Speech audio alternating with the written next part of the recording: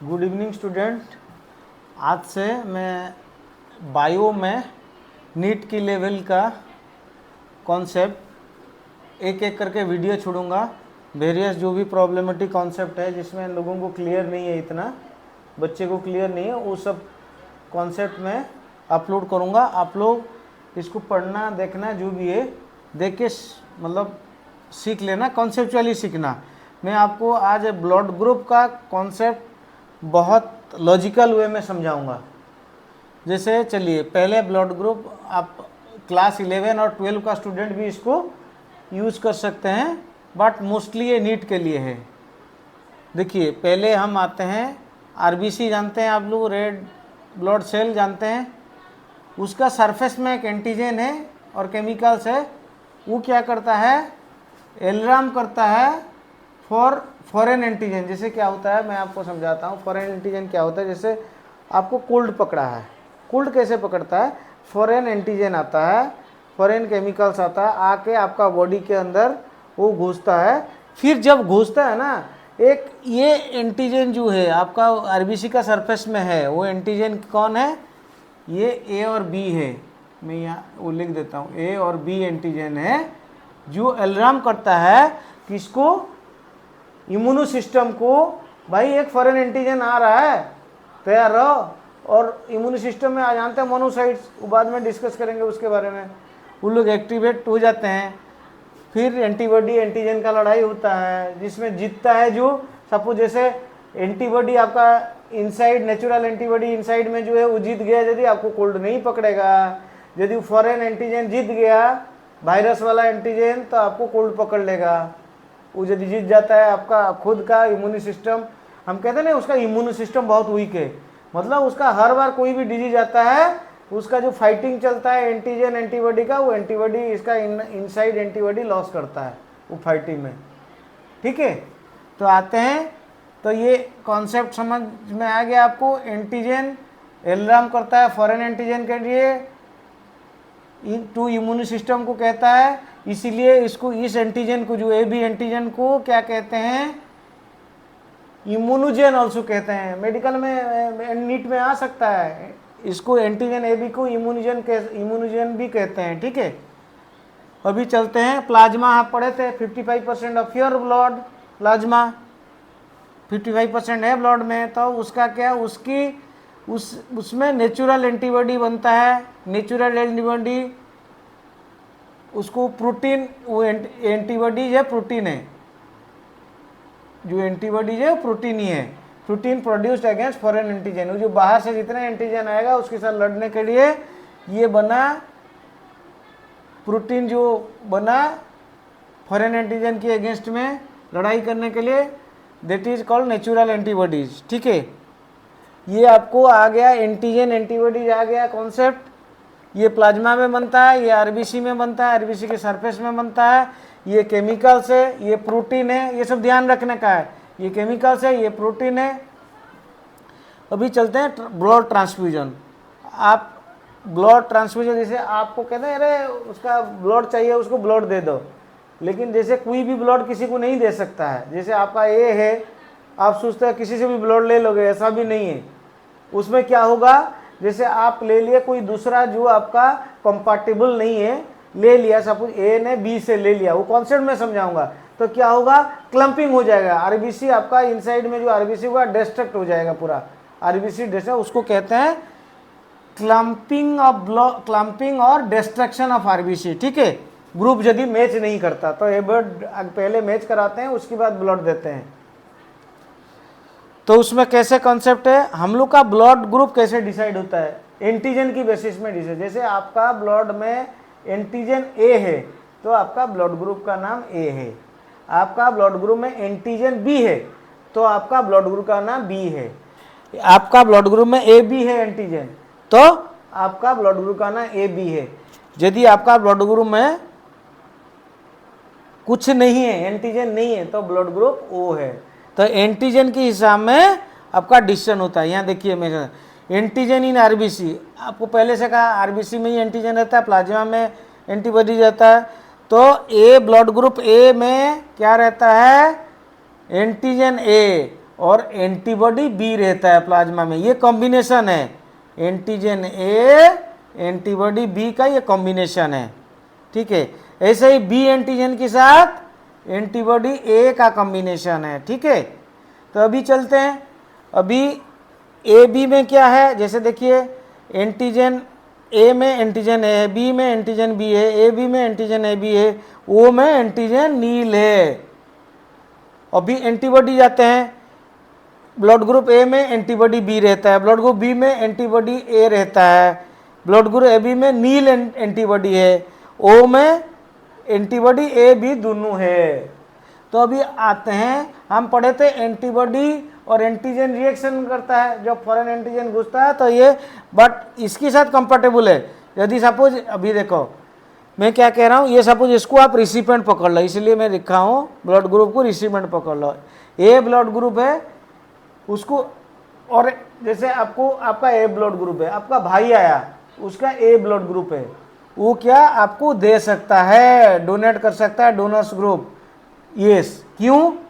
क्योंकि आपका ए blood group है, आपका एंटीबॉडी बी है जो कि ए के साथ कंपैटिबल है, लेकिन बी वाला आपका और एक कजिन है जिसका बी है, वो दे सकता है क्या? नहीं।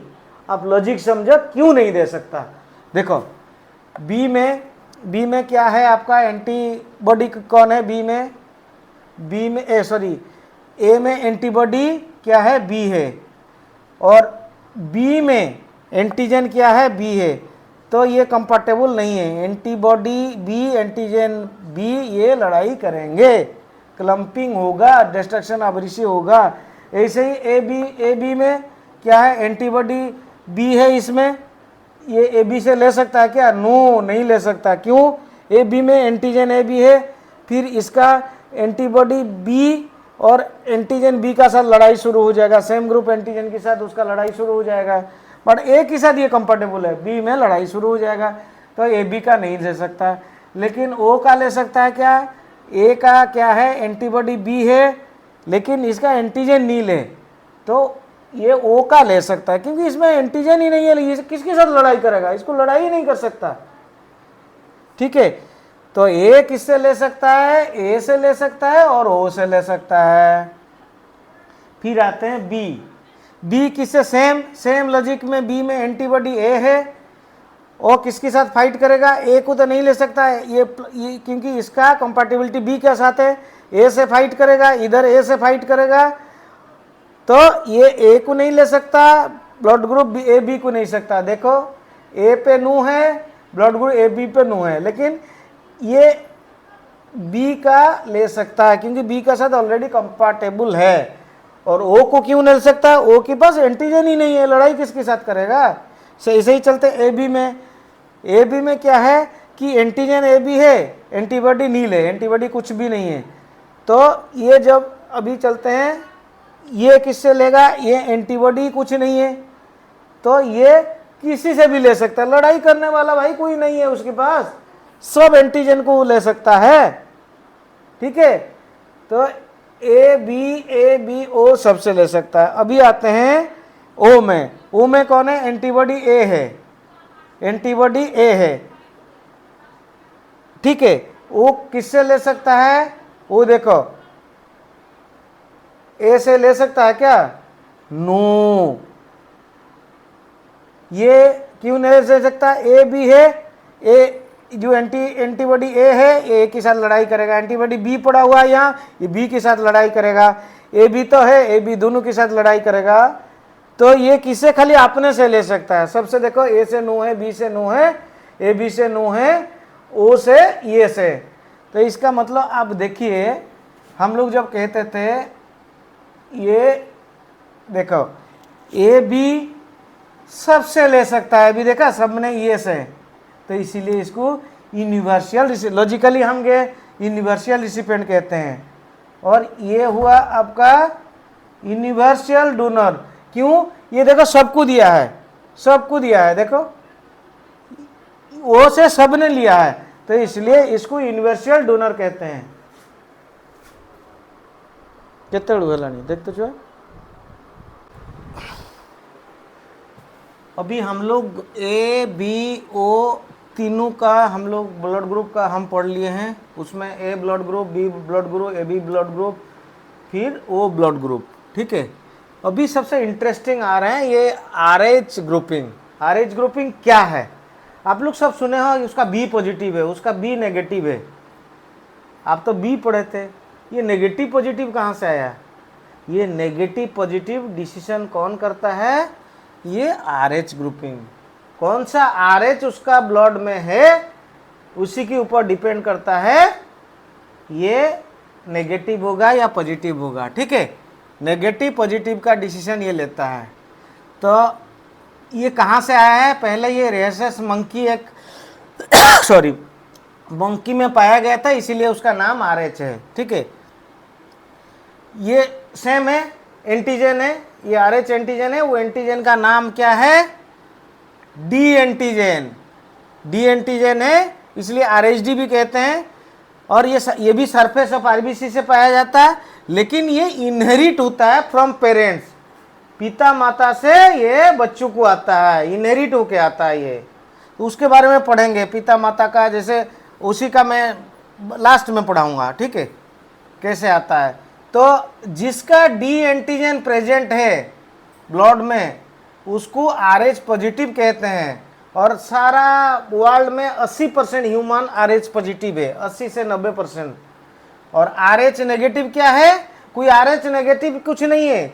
जहां पे ये एब्सेंट है, जहां पे डी एंटीजन प्रेजेंट है वो RH पॉजिटिव हो गया, जहां डी एंटीजन एब्सेंट है वहां RH नेगेटिव हो गया। तो इसको ये RH एंटीजन जो है उसको इम्यूनोजन कहते हैं। इम्यूनोजन हो गया, मोस्टली सभी एंटीजन को इम्यूनोजन कहते हैं। इम्यूनोजन क्या होता है? ये क्वेश्चन में आ सकता है। ये इम्यूनोजन क्या होता है? जैसे आपका बॉडी में कोई फॉरेन एंटीजन आ रहा है, उसको अलार्म जो देता है, इम्यून सिस्टम को जो अलार्म देता है, अलार्म कौन देता है? जो अलार्म देता है उसको इम्यूनोजन कहते हैं। ठीक है, और ये क्या है? ये अभी आते हैं कॉम्प्लिकेशन क्या होता है इसका। RH नेगेटिव और RH पॉजिटिव ये जब मिक्स हो जाता है, सपोज किसी का RH नेगेटिव है, उसमें RH पॉजिटिव घुस गया, तो एक स्पेशल टाइप का एंटीबॉडीज फॉर्म होता है, जो कि ये देखो स्पेसिफिक एंटीबॉडीज फॉर्म होता है जो RH एंटीजन के अगेंस्ट में काम करता है। अभी एक एग्जांपल लेते हैं। सपोज मदर RH नेगेटिव है और फोटस है कि RH पॉजिटिव है। फास्ट प्रेगनेंसी में क्या होता है? फास्ट प्रेगनेंसी क्या होता है हम लोग का जानते हैं। जो फोटस में एक प्लासेंटा है जो आपका प्रोटीन अंदर करवाता है बच्चे, मतलब बीच में, जैसे अब ब्लड से जो भी प्रोटीन वगैरह आता है मदर से वो बच्चों को देता है। बच्चों का जितना भी वेस्ट है उसको वही प्लासेंटा के थ्रू में आउट भी करता है। तो प्लासेंटा वहाँ काम करता है, तो प्रोटीन लेता है, जो भी रिक्वायर्ड चीज़ बच्चों के लिए ले लेता है। ये इसका कहाँ गया? फ्यूटस में ये घुसा देता है और जो भी वेस्ट वहाँ से निकाल देता है। तो प्लासेंटा एक मिडिलमैन का काम करता है फास्ट प्रेगनेंसी में। तो अभी फास्ट प्रेगनेंसी खत्म हो गया, बच्चा नॉर्मल होता है। सेकेंड प्रेगनेंसी में क्या होता है? During the fast delivery some RH blood of the body mix up with the RH negative blood of the mother. उस टाइम क्या होता है? ये जो डिलीवरी के टाइम में थोड़ा तो ब्लड मिक्स हो जाता है, कहीं ऑपरेशन होता है, कुछ भी होता है, काटा जाता है तो मिक्स हो जाता है। तो मिक्स हो जाने के बाद इमीडिएटली क्या करता है? RH एंटीबॉडीज फॉर्म होता था। तो वो RH एंटीबॉडी जो फॉर्म हो जाता है, RH नेगेटिव मदर का है तो उसकी मदर RH नेगेटिव ही एंटीबॉडी फॉर्म करता है, जो डिस्ट्रक्टिव वाला एंटीबॉडी। तो वो फॉर्म कर दिया, क्योंकि फास्ट चाइल्ड के टाइम में जब वो डिलीवरी के टाइम में मिक्सअप हो गया था। तो ये फॉर्म करने के बाद क्या होगा? सेकेंड चाइल्ड में वो प्लासेंटा के साथ एंटीबॉडीज क्या है? प्रोटीन है, बताया था मैं। एंटीबॉडीज वही प्लासेंटा के थ्रू में एंटीबॉडीज आता है, ब्लड तो नहीं जाता। तो मदर का ब्लड थ्रू में जो भी चीज़ आता है वो प्लासेंटा के थ्रू में घुस गया। तो वो एंटीबॉडी जो डिस्ट्रक्टिव एंटीबॉडीज है, जो RH नेगेटिव बनाता है, मदर का पास RH नेगेटिव है, वो घुस गया बच्चों की अंदर। घुस जाने के बाद वो क्या करेगा? बहुत गंदा चीज़ करता है। क्या है? कॉम्प्लिकेशन लाता है, जैसे एनीमिया होता है, जॉन्डिस होता है बच्चों को। ठीक है, और सबसे इंपॉर्टेंट है जो एग्जाम के लिए भी इंपॉर्टेंट है, डिस्ट्रक्शन ऑफ आरबीसी, वो कंडीशन को क्या कहते हैं? एरिथ्रोब्लास्टोसिस फ्यूटालिस। इसका क्या नाम है? RBC destruction. इसीलिए वो एंटीबॉडीज बहुत खतरनाक है आरएच नेगेटिव वालों का। वो ओनली बनाता है जब आरएच पॉजिटिव उसको मिलता है, नहीं तो नहीं बनाता है। जैसे आरएच नेगेटिव में आरएच नेगेटिव ब्लड है तो वो वहाँ प्रॉब्लम नहीं होगा, जब आरएच पॉजिटिव मिलेगा तब बनाएगा। ठीक है, तो आपको एरिथ्रोब्लास्टोसिस फ्यूटालिस हो गया। अभी प्रिवेंशन इसको कैसे करेंगे? इसके लिए एक एंटी आरएच एंटीबॉडी दिया जाता है, जो डिलीवरी के बाद ये दिया जाता है आफ्टर फास्ट डिलीवरी। उसको कहते हैं RH immunoglobulin, RHOGAM। After fast delivery ये दिया जाता है। ठीक है, देने में फिर ये प्रॉब्लम जो एरिथ्रोब्लास्टोसिस फ्यूटालिस होगा नहीं। देखो, आपको याद रखने के लिए हम लोग आरबीसी का नाम क्या है? एरिथ्रोसाइट्स। उसको ब्लास्ट कर देता है तो ब्लास्टोसिस। ठीक है, तो आरबीसी का डिस्ट्रक्शन को एरिथ्रोब्लास्टोसिस फ्यूटालिस, फ्यूटस में होता है तो इसको फ्यूटालिस। क्लियर सब? प्रिवेंशन का आ गया। अभी आते हैं, जेहेतु ये इनहेरिट करता है, पिता माता से बच्चों को आता है, तो कैसे आता है? जैसे सपोज पिता का पॉजिटिव है, फादर का पॉजिटिव है, मदर का पॉजिटिव है, तो ये बेबी का पॉजिटिव भी हो सकता है, नेगेटिव हो सकता है। जनरली 80% चांसेस है पॉजिटिव होता है, 80 से 90%, 10 to 20% नेगेटिव होता है। आरएच नेगेटिव होगा बेबी को, इनसे ही आता है ना, इनहेरिट करता है ना। और सपोज फादर का आरएच पॉजिटिव है, मदर का आरएच नेगेटिव है, तो ये पॉजिटिव होता है, क्योंकि ये डोमिनेट होता है तो पॉजिटिव होता है। अभी आरएच नेगेटिव है, आरएच नेगेटिव है, तो क्या होगा? ये कंफर्म नेगेटिव होगा, बच्चों को नेगेटिव होगा। ठीक है, तो अभी ब्लड किसको किसको कौन दे सकता है? देखिए, आरएच नेगेटिव वाले ब्लड किसको दे सकते हैं? आरएच पॉजिटिव को, आरएच नेगेटिव को। क्योंकि RH positive don't produce antibodies. जो डिस्ट्रक्टिव एंटीबॉडी कौन प्रोड्यूस करता है? वो आरएच नेगेटिव करता है। जब उसका फॉरेन एंटीजन आ जाता है उसके पास, आरएच जैसे डी एंटीजन आ गया उसके पास, हम जो आरएच पॉजिटिव पढ़े हैं, और ये RH positive only RH positive को दे सकता है, क्योंकि नेगेटिव को देगा तो एंटीबॉडी फॉर्म हो जाएगा, फिर एरिथ्रोब्लास्टोसिस फ्यूटालिस हो जाएगा। क्लियर? तो देखिए, इसका मतलब आप जो ओ बना था यूनिवर्सल डोनर, अभी उसका रेस्ट्रिक्शन आ गया ना। वो जो नेगेटिव है, ये जो ओ पॉजिटिव है, वो ओ नेगेटिव को नहीं दे सकता, लेकिन ओ नेगेटिव जैसे आरएच नेगेटिव सबको दे सकता है, तो ओ नेगेटिव हो गया। आरएच नेगेटिव मतलब ओ नेगेटिव, तो अभी ओ नेगेटिव बन गया यूनिवर्सल डोनर।